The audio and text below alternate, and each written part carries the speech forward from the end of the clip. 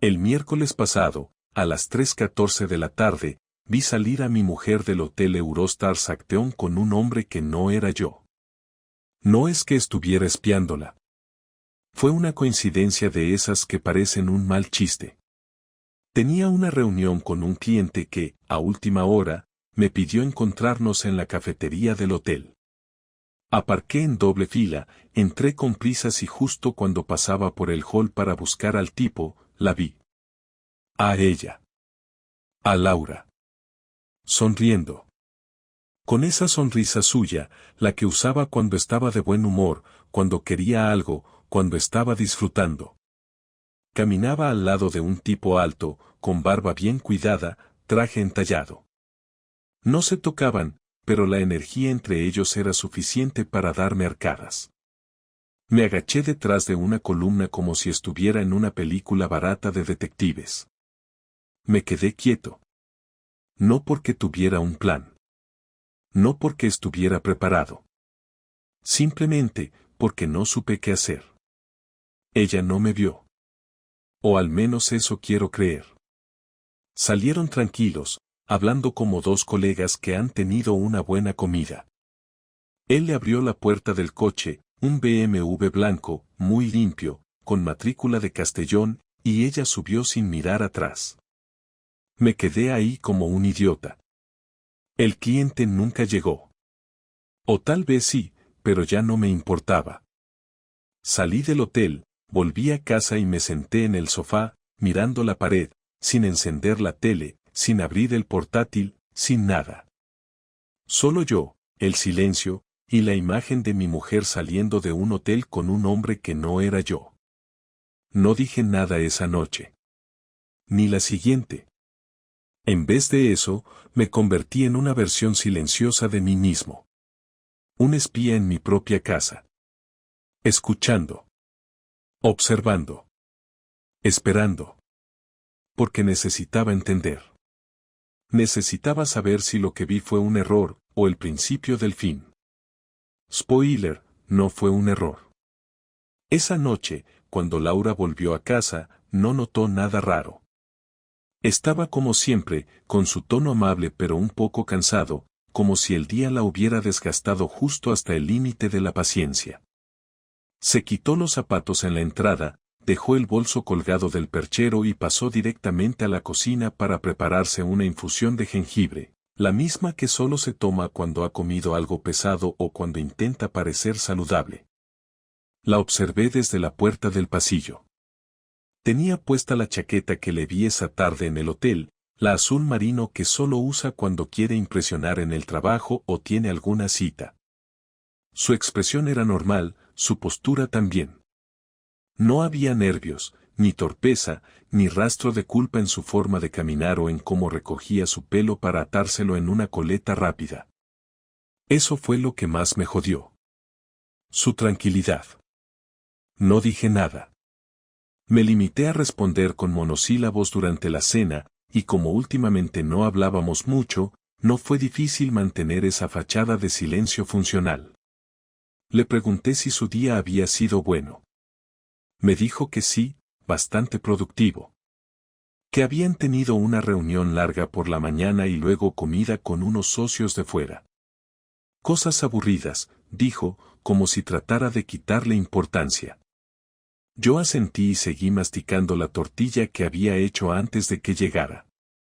La miré un rato sin que se diera cuenta, como intentando detectar algo nuevo en su cara, alguna grieta, algún gesto que delatara lo que había visto.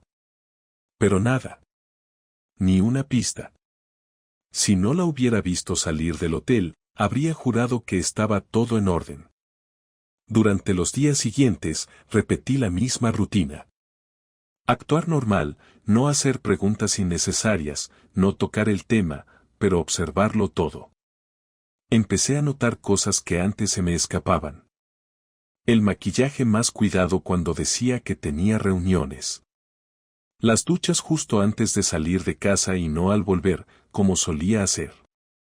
Las llamadas que atendía en voz baja, caminando por el pasillo mientras sostenía el móvil pegado al oído como si fuera un secreto de estado. La forma en que ponía el móvil boca abajo sobre la mesa. Cosas pequeñas, casi insignificantes si se ven por separado, pero en conjunto eran como una colección de alertas que ya no podía ignorar. Un viernes, aprovechando que dijo que iba a llegar tarde por una supuesta cena de trabajo, decidí seguirla. No fue fácil. Me sentí ridículo incluso antes de salir de casa, como un personaje de novela barata. Me puse una gorra, algo de ropa informal y salí con el coche 15 minutos después que ella. La seguí desde lejos, manteniendo siempre una distancia prudente. La vi aparcar cerca de la avenida del puerto, entrar en un restaurante italiano y sentarse en una mesa junto a la ventana. Luego llegó él. Mismo tipo del hotel. Se saludaron con un beso en la mejilla y se sentaron a charlar como si estuvieran celebrando algo. No había tensión, no había dudas. Era natural. Era costumbre. No me quedé hasta el final. Me bastaron 20 minutos para entender que no era una aventura de una noche ni un desliz pasajero. Aquello llevaba tiempo ocurriendo. Volví a casa antes que ella, y cuando regresó, cerca de la medianoche, se inventó una historia sobre lo tarde que se había extendido la cena y lo lentos que eran los camareros del sitio donde habían ido. Le dije que ojalá no le hubiera sentado mal la comida y ella rió, esa risa suya que ahora me parecía fingida. No dormí. Me pasé la noche entera tumbado en el sofá, mirando al techo, tratando de organizar mis pensamientos. No sentía rabia, todavía no. Era una mezcla de incredulidad, vergüenza y una especie de vacío que me apretaba el pecho como si algo muy importante se hubiera soltado dentro de mí. No entendía cómo había llegado a ese punto. No éramos una pareja perfecta, eso lo tenía claro, pero tampoco éramos un desastre. O al menos eso pensaba. Lo peor era sentir que durante todo ese tiempo ella había mantenido una segunda vida sin que yo me diera cuenta. Yo, que creía conocer cada uno de sus gestos, cada cambio en su humor, cada detalle de su forma de hablar. Me había engañado sin esfuerzo, sin tropezones. Como si fuera lo normal. El lunes siguiente tomé una decisión. No podía quedarme con las dudas. Necesitaba pruebas. No algo para mostrarle a ella, sino algo para mí. Algo que me confirmara que no estaba perdiendo la cabeza. Fui al garaje y busqué una vieja cámara que usábamos cuando salíamos de viaje. Le quité el polvo, le puse una tarjeta nueva y la instalé en el salón, escondida detrás de unos libros, con un ángulo perfecto hacia la entrada. Compré un pequeño micrófono espía por internet y lo coloqué debajo del mueble del recibidor. Quería saber con quién hablaba cuando llegaba a casa, si es que lo hacía. Y durante los siguientes 5 días, revisé cada noche las grabaciones. El jueves por la tarde, al volver de hacer unas compras, la escuché hablar por teléfono mientras creía que yo no estaba. Estaba en la cocina, diciendo cosas que me dejaron sin aliento. No, hoy no. Está aquí, no, ya te dije que el viernes. Sí, te echo de menos también. Luego hizo una pausa y bajó la voz. ¿Y si nos vamos un fin de semana? Tengo excusa para el 18. Le diré que hay una formación fuera de Valencia. No necesitaba escuchar más. La grabación se guardó automáticamente y yo me quedé sentado, solo, en la mesa del comedor. Ya no había dudas. Ya no quedaba espacio para el beneficio de la duda. El descubrimiento no fue un golpe. Fue un derrumbe lento, una caída en cámara lenta en la que cada frase y cada mentira encajaban como piezas de un puzzle que no quería terminar de montar. Esperé hasta el sábado por la mañana para hablar con ella porque sabía que si lo hacía mientras yo estaba hirviendo por dentro iba a terminar gritando o diciendo cosas que me harían quedar como el malo, y no quería eso. No después de lo que había visto. Me levanté temprano. Preparé café como si fuera un día normal y lo dejé en la mesa del comedor. Cuando Laura bajó, todavía medio dormida, con ese moño improvisado que siempre se hacía los fines de semana, me miró como si no pasara nada. ¿Tan temprano despierto?, preguntó, sirviéndose una taza sin siquiera mirarme a los ojos. Me tomé mi tiempo, dejé que diera el primer sorbo antes de decirle, tenemos que hablar, ahora. Ella levantó la vista, confundida. Se quedó en silencio unos segundos y luego dijo, ¿qué pasa? Entonces le pedí que se sentara. No me hizo falta dar vueltas. Le solté la primera frase de forma clara y seca. Sé que estás viendo a otro hombre. Laura se congeló, literalmente. No hubo un gesto, una palabra, ni siquiera una sonrisa nerviosa. Solo un silencio denso. Me miró como si no supiera cómo reaccionar y después de varios segundos dijo lo primero que se le ocurrió, ¿de qué estás hablando? No tenía ni una pizca de creatividad para mentir. Le respondí sin subir la voz, sin dramatismos. Te vi salir del hotel con él el miércoles. También los vi cenando el viernes en el Italiano. Tengo grabaciones. Audios. No necesito que me expliques nada, ya lo sé todo. Ella se quedó en shock. No por el contenido, sino porque nunca pensó que yo fuera capaz de seguirla o grabarla. Su mayor error fue pensar que yo siempre iba a ser el mismo tipo predecible, el que confiaba ciegamente. Después de otro largo silencio, bajó la mirada y dijo algo que no esperaba, no es lo que crees. Me reí. Por primera vez en esa semana, me reí de verdad, pero fue una risa sin alegría. ¿De verdad vas a empezar con eso? ¿Qué crees que creo, Laura? ¿Qué estás practicando cenas de negocios con algún actor aficionado? ¿Qué saliste de un hotel porque estabas comparando lobbies para una demanda? Levantó la voz, alterada. No grites, me dijo, cuando ni siquiera estaba gritando. Se puso a la defensiva y eso me hizo hervir más. ¿Cuánto tiempo llevas viéndote con ese tipo?, pregunté, y por fin, con los brazos cruzados, soltó una verdad. Hace unos meses. Meses, repetí, y mientras tanto venías a casa, dormías conmigo, ¿te hacías la esposa perfecta? No me respondió. Dijo que no sabía qué decir. Yo tampoco sabía qué decir, pero no podía parar. ¿Y qué mierda querías lograr con esto? Lo tuyo era aburrimiento, deseo, venganza, necesidad de validación. ¿Qué te faltaba acá, Laura, que no pudiste hablar conmigo antes de irte a revolcar con otro tipo? Su respuesta fue patética. No lo planeé. Simplemente pasó. Me sentí viva, distinta, no sé, no lo puedo explicar. Le dije que no me interesaba su autodescubrimiento a costa de nuestra relación, que no me interesaban sus emociones. Yo quería hechos, explicaciones, razones, pero ella solo podía hablar en frases vagas y cobardes. Cuando le pregunté si seguía viendo al tipo, me respondió que no estaba segura. Que se estaban distanciando, que él se estaba poniendo intenso, que no sabía lo que quería. Perfecto, le dije, te buscaste a un tipo que ni siquiera sabe si quiere seguir cogiendo contigo y por eso tiraste nuestra relación a la basura. Bravo. Me miró con una mezcla de rabia y culpa. No me hables así, Javier. No es justo. No es justo, le grité por primera vez, ¿sabes que no es justo? Llegar del trabajo y no poder mirar a mi mujer a los ojos sin pensar si acaba de tragarse la polla de otro. Eso no es justo. Ella se paró de golpe, caminó por la cocina como si buscara aire, y después vino con el clásico, podemos hablarlo, arreglarlo, ir a terapia. ¿Terapia para qué, Laura? ¿Para qué me enseñen a perdonarte mientras sigues en contacto con tu amante? ¿Terapia para aguantar tu culpa y ver cómo lloras durante 1 hora a la semana? Negó con la cabeza, nerviosa. No quiero perder esto, no quiero perderte, dijo con voz quebrada.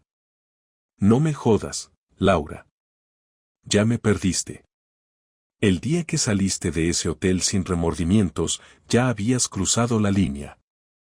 Volví al comedor, me serví otro café y me senté. Ella se quedó en la puerta de la cocina, sin saber qué hacer, con los ojos vidriosos pero sin llorar todavía. No sé cómo llegamos a esto, murmuró.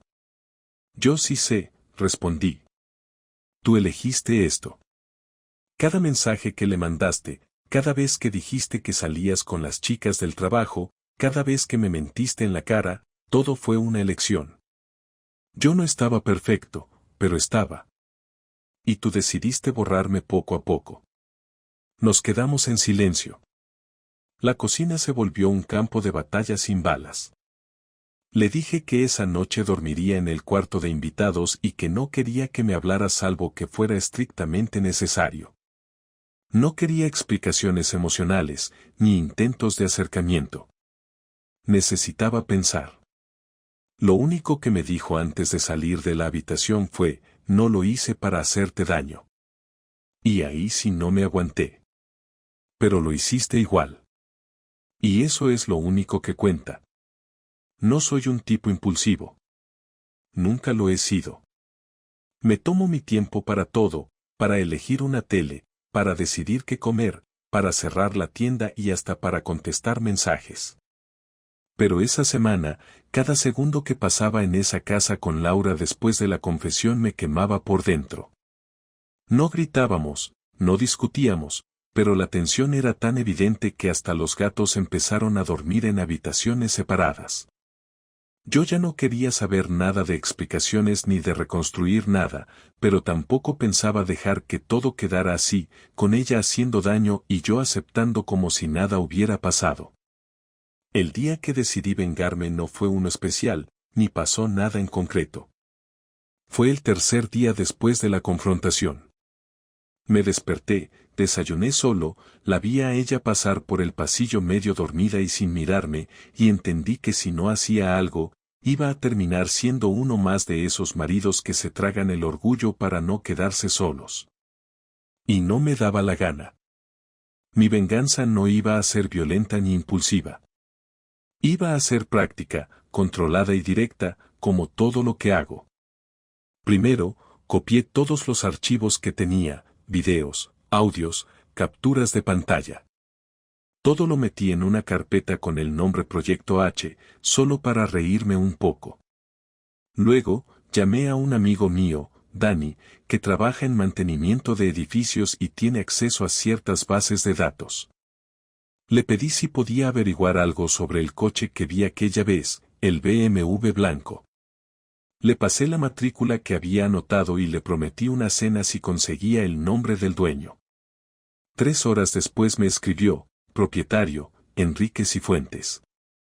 Vive en Castellón. Tiene una empresa de reformas. Con ese dato, busqué en redes sociales, lo encontré en LinkedIn y luego en Facebook. Su perfil era público. Subía fotos de su perro, de sus obras, y lo más divertido, de un par de escenas que coincidían con las fechas en que Laura decía que estaba de formación. Con esa información en la mano, no hice nada inmediato. Esperé al siguiente lunes, cuando ella salió para trabajar. Ese día también se había puesto esa chaqueta azul marino, la de las citas. En cuanto cerró la puerta, fui a mi ordenador, escribí un mensaje dirigido al despacho donde ella trabajaba, en concreto al jefe directo que yo conocía porque vino a nuestra boda. No dije que era su marido. Me presenté como un tercero que tenía información sobre una posible relación inapropiada entre una abogada del bufete y un contratista con el que tenían tratos comerciales.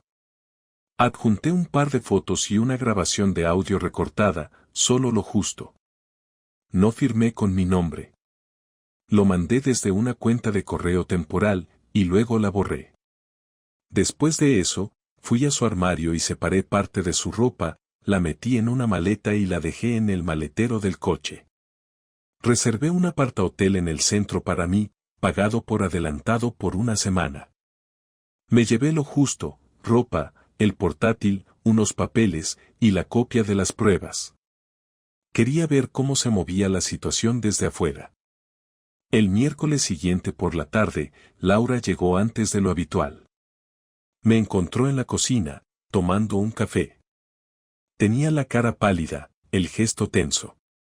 Se sentó frente a mí, sin hablar. Yo la miré. Le pregunté cómo había ido el trabajo. Me suspendieron temporalmente, dijo. No reaccioné. Solo asentí. Alguien mandó un correo con cosas personales. Dicen que lo van a investigar.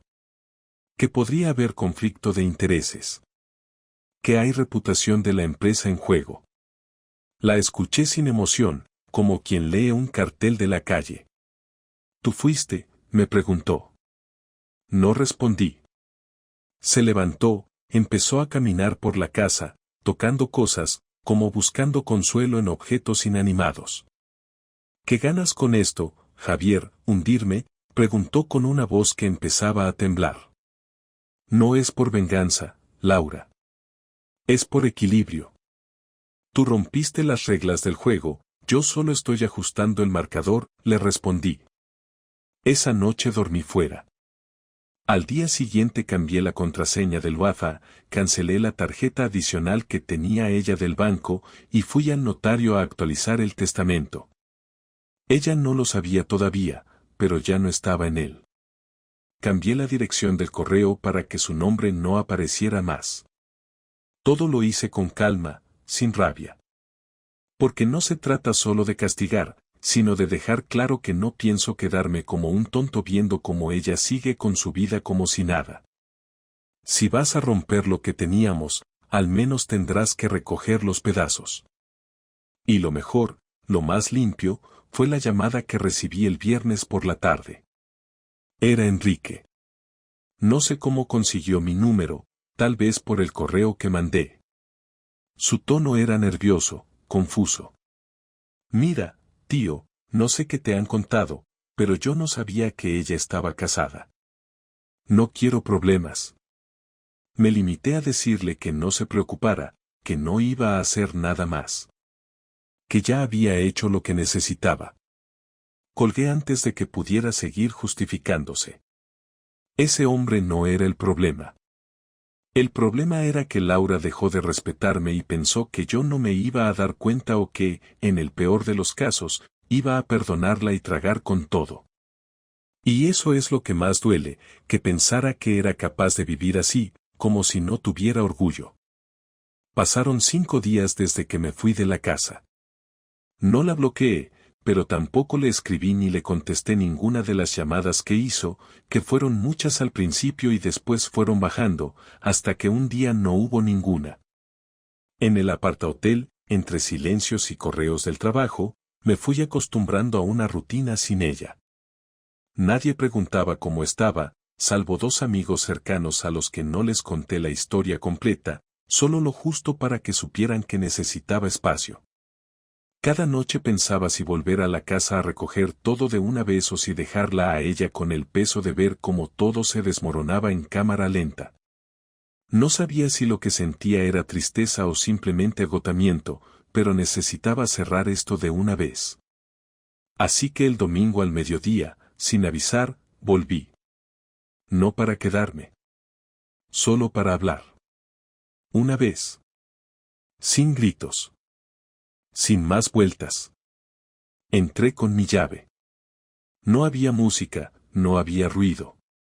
La encontré en el salón, sentada en el sofá, con la cara hinchada, seguramente de llorar. Me miró sin levantarse, como si no supiera si debía saludarme o quedarse callada.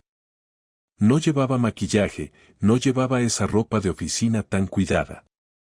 Estaba en pijama, descalza.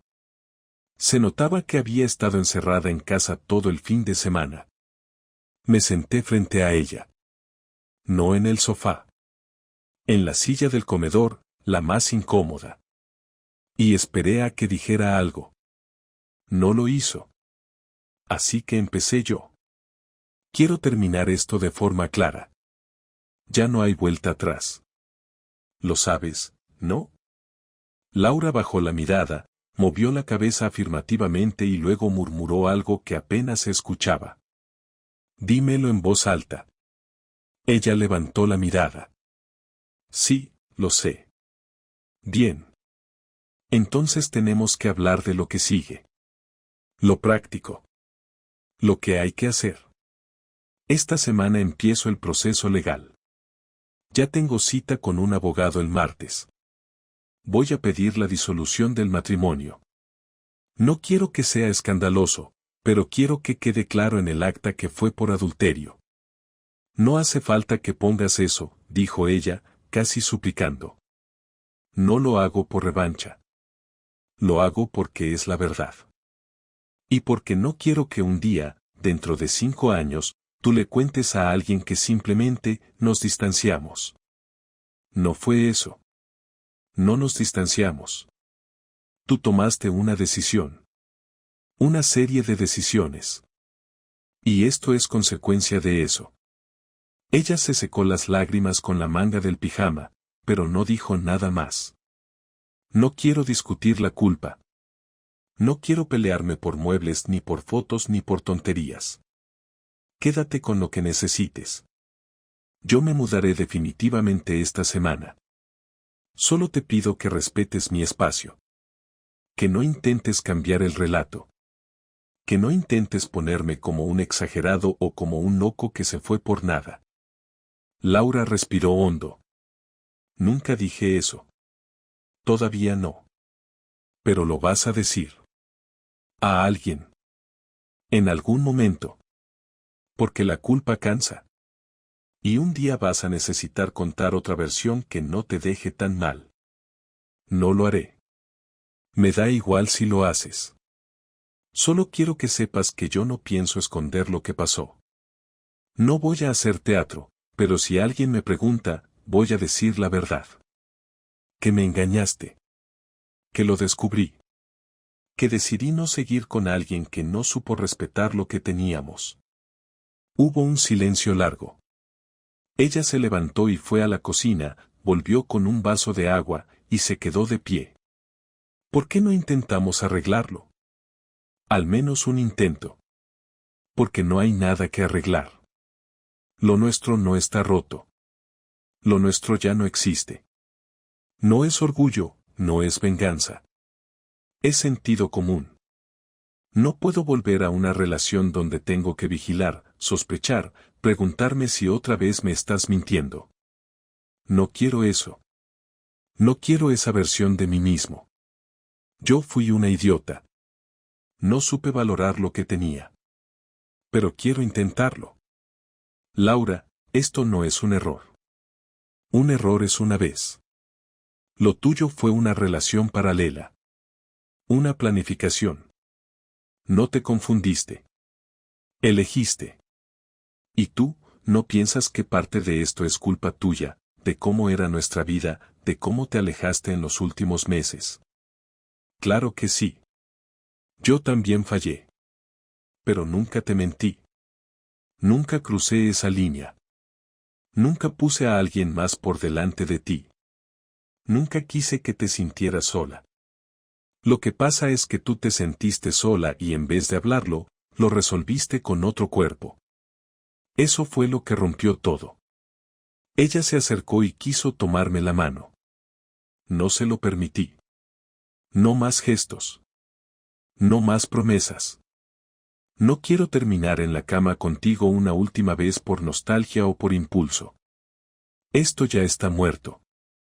Solo queda hacer las cosas bien, rápido y sin más dolor.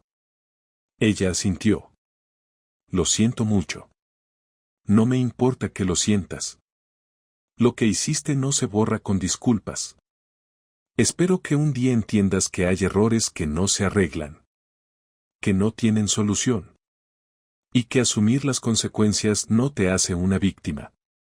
Me levanté, agarré la carpeta donde había guardado los papeles que iba a llevar al abogado, y caminé hacia la puerta. ¿Te vas ya?, preguntó ella. No. Me fui hace una semana. Hoy solo vine a confirmar que no hay nada que salvar. Salí sin mirar atrás. La puerta cerró con ese sonido normal, el mismo de siempre. Pero por dentro, todo era diferente. La mañana en que firmé los papeles del divorcio no hubo nada especial. No sentí alivio inmediato, ni dolor intenso, ni esa supuesta sensación de libertad que algunos describen. Era una mañana cualquiera de martes, con nubes bajas en el cielo de Valencia y el ruido habitual del tráfico al fondo. Entré al despacho del abogado con la misma calma con la que entro a una tienda a devolver un producto defectuoso. Él me saludó, me explicó lo obvio, me pasó las hojas, y firmé donde tenía que firmar. Me dijo que en un par de semanas estaría todo resuelto oficialmente, que si ella no presentaba objeciones no habría demoras. Le agradecí, salí del edificio y caminé unas calles sin rumbo hasta sentarme en una terraza a tomar un café solo. Pensé en llamarla para decirle que ya estaba todo en marcha, pero decidí no hacerlo. Ella sabría por su abogado. No hacía falta decir más. Esa noche no dormí en casa. Me quedé en el pequeño apartamento que alquilé por un mes para evitar volver a la casa vieja mientras cerrábamos todo. Era un piso simple, con apenas una cama, un escritorio y una pequeña cocina. Me gustaba la soledad, pero me costaba aceptarla como rutina. Pasaba más tiempo en la tienda, cerrando más tarde de lo habitual, saliendo a caminar sin destino definido, comiendo en bares donde nadie me conocía.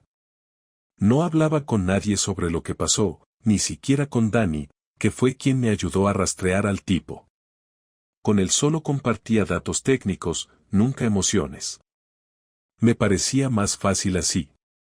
La gente tiende a consolarte con frases vacías, y yo no tenía paciencia para eso. Un par de semanas después, me escribió su hermana. Me dijo que sentía todo lo que había pasado, que no entendía cómo Laura había podido arruinar algo tan estable, que si necesitaba algo, ella estaba ahí. Le agradecí con un mensaje corto. No tenía nada en contra de su familia, pero tampoco quería mantener vínculos. Cuando se rompe algo así, los lazos con todo lo que rodea también se aflojan. Dejé de seguir a todos en redes sociales, borré fotos, archivé documentos. No como un acto de rabia, sino por necesidad de espacio. Una tarde de viernes, pasadas ya 3 semanas desde la firma, fui a la casa a recoger mis cosas. Le avisé con 2 días de anticipación y ella me respondió que no estaría, que dejaría todo como estaba.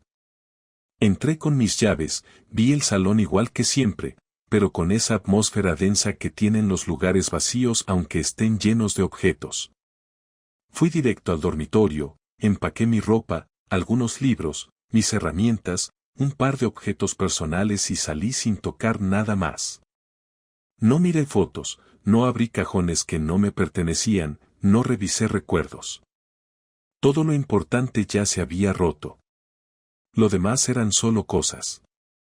No volví a hablar con Laura. Nunca me escribió para pedirme una segunda oportunidad, ni para pedir perdón otra vez. Tal vez entendió que ya no tenía sentido, tal vez se quedó esperando que yo reaccionara distinto. Me da igual. En estos días aprendí que el dolor más fuerte no es el que se grita, sino el que se instala y no se va. Y no hay terapia rápida para eso.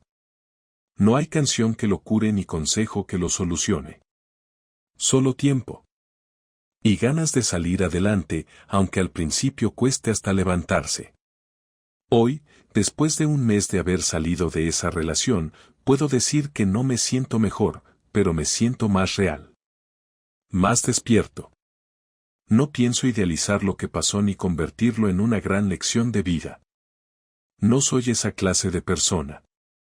Solo aprendí que nadie conoce de verdad a la persona con la que vive.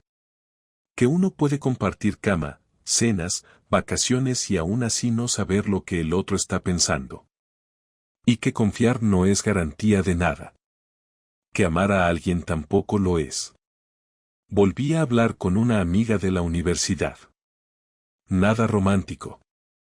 Solo charlas largas por teléfono sobre cómo cambia la vida después de los 30, sobre trabajos, libros, películas, cosas que no había tocado en años. A veces me invita a tomar algo, a veces voy. Me hace bien tener conversaciones sin tensión, sin cuentas pendientes. También empecé a salir a correr por las mañanas, más que por salud, por limpiar la cabeza. Es el único momento del día donde todo está en silencio. Si alguien me preguntara si me arrepiento de haberme casado con Laura, diría que no. Porque durante muchos años fue real. Porque aunque terminó mal, hubo momentos buenos, y negarlo sería negar una parte de mí. Pero tampoco la justificaría. Ni diría que fue un error puntual. Fue una elección consciente que rompió algo que ya no se puede reconstruir. Hoy me siento como alguien que perdió algo valioso, sí, pero también como alguien que se está dando la oportunidad de vivir distinto. Más alerta. Más libre. Más enfocado. Y aunque no tengo idea de qué viene después, ya no tengo miedo. Porque lo peor que podía pasarme ya pasó. Y sigo aquí. De pie. Pensando en lo que sigue. Sin prisa. Sin rencor. Solo con claridad.